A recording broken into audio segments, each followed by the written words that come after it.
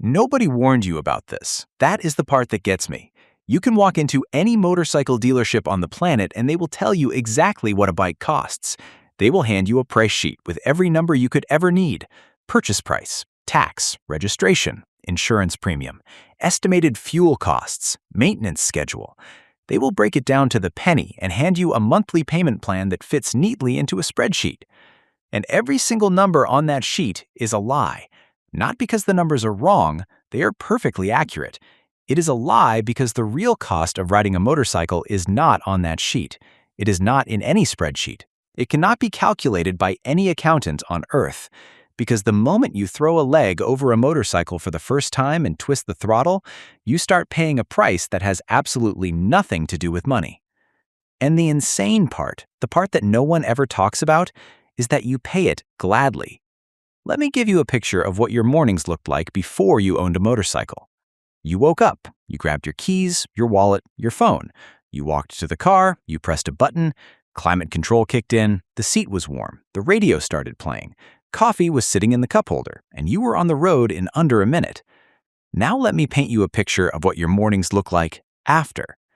You wake up. You check the weather, not once, not a quick glance at the window.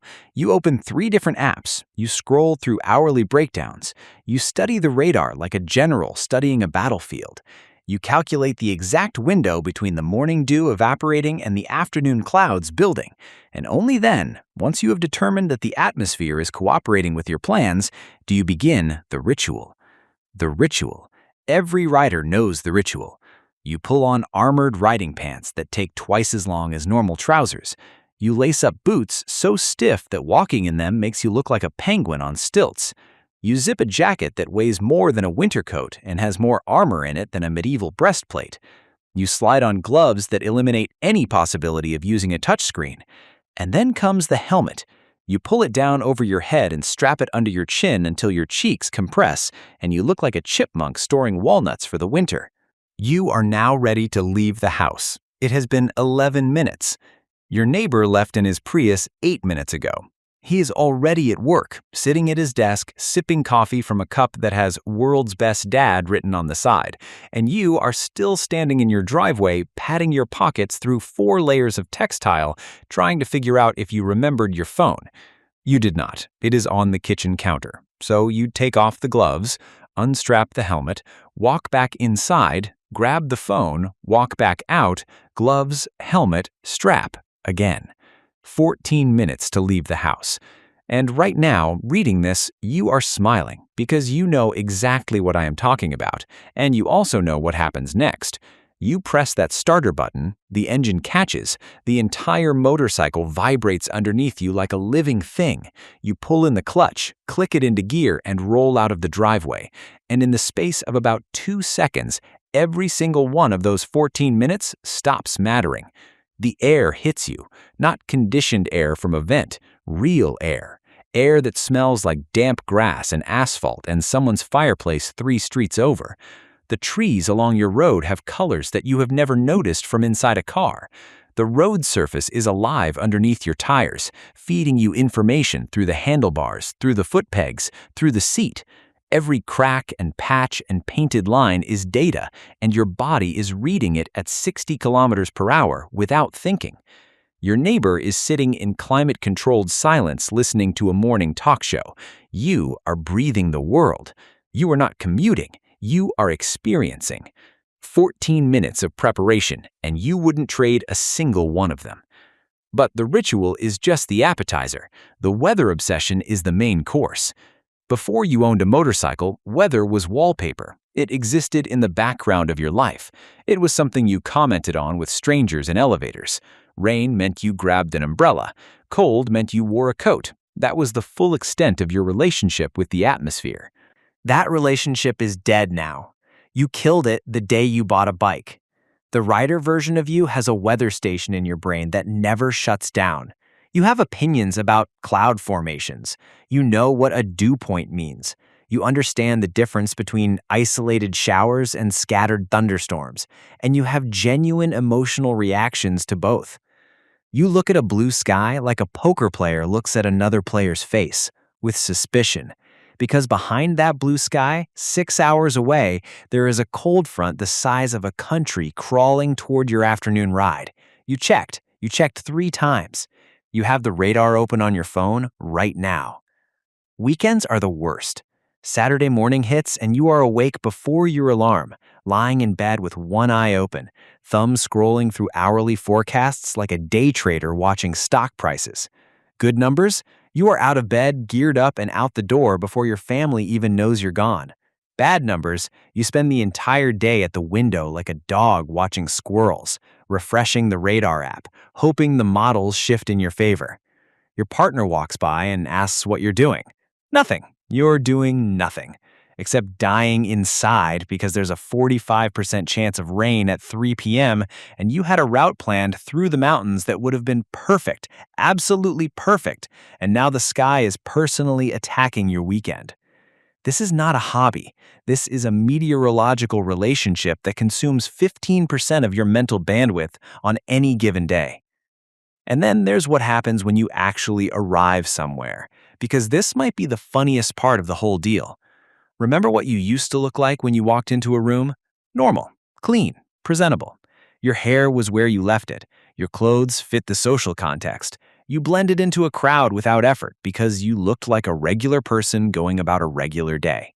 That person does not exist anymore.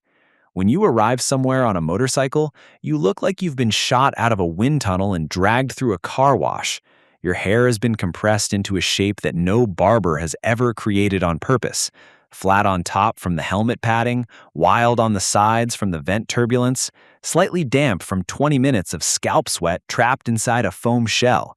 It is not a hairstyle, it's a weather event.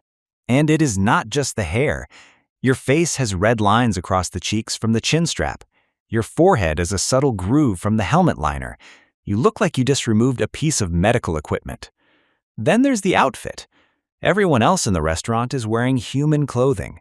Casual jackets, normal shoes, maybe a scarf.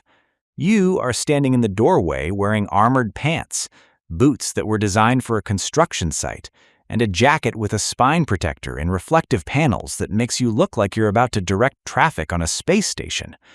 You're holding a helmet under one arm like a Roman soldier who time-traveled into the wrong century. Gloves are hanging out of your pocket like dead animals. You need both hands just to unzip your jacket, because the zipper goes from your belt to your throat and has a wind flap and a snap button and a Velcro closure. Everyone is staring at you.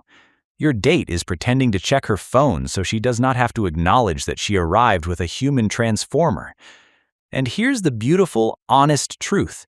You do not care, not even a little bit. Because 30 minutes ago you were leaning through a set of corners that made the entire world disappear except for the road ahead. And no amount of compressed hair and strap marks is going to diminish what that felt like. Helmet hair is not a problem. It's a receipt. It's proof of purchase. And you wear it proudly every single time. Now, here's the one that creeps up on you slowly.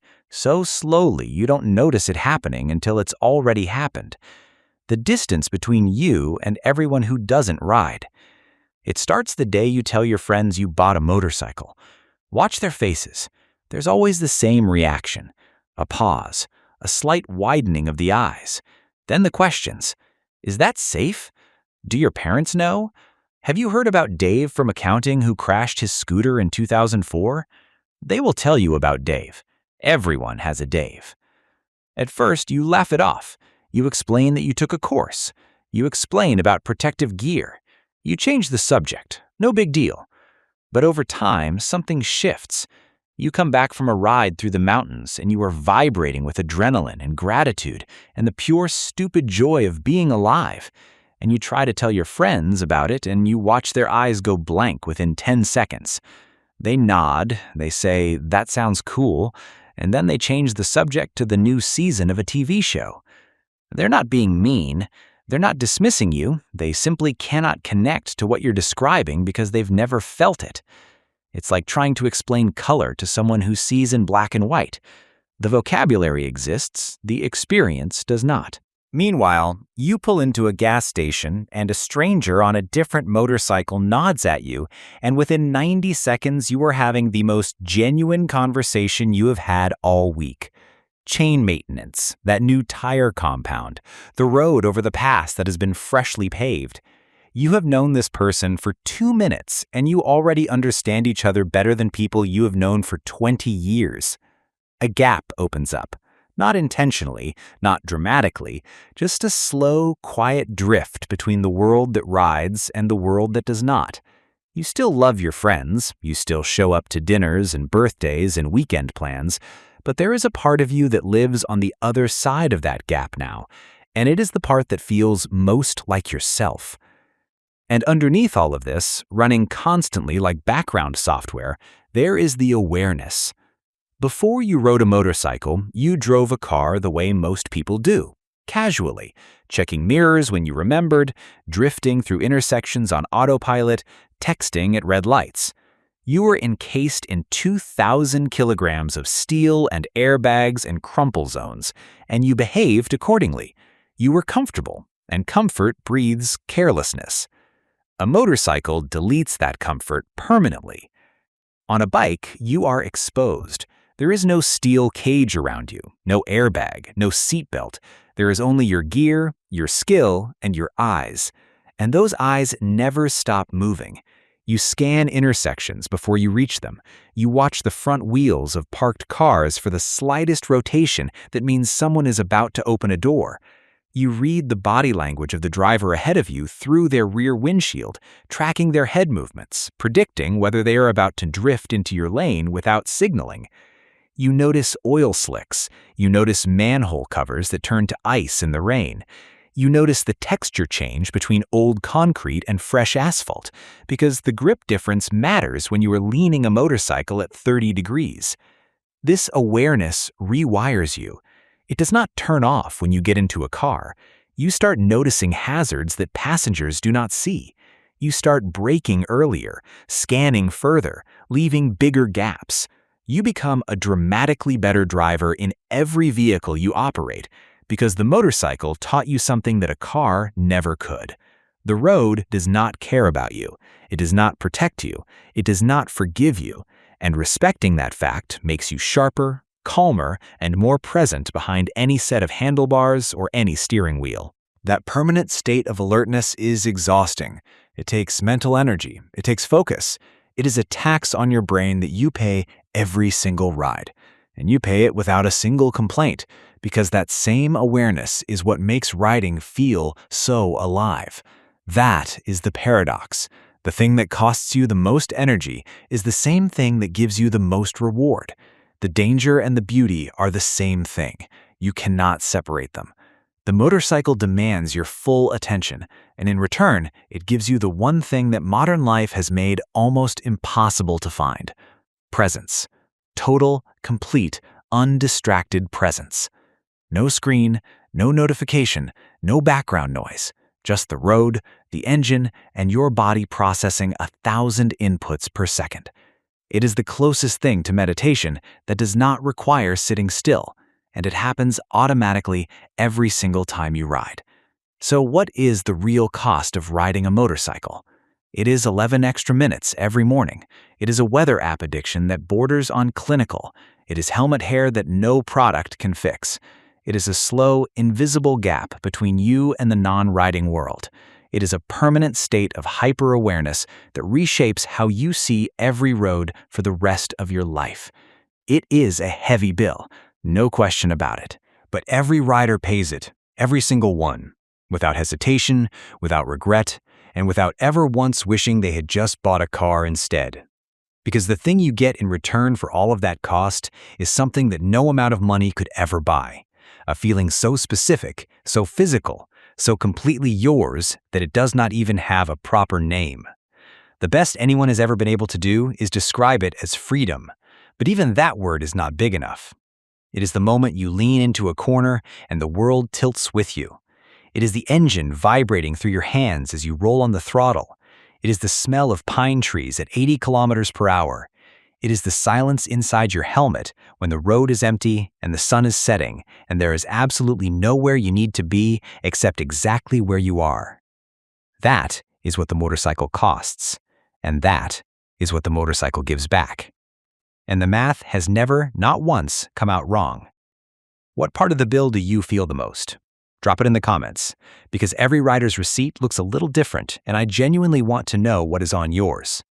And as always, ride safe, keep the rubber side down, and I will see you on the road.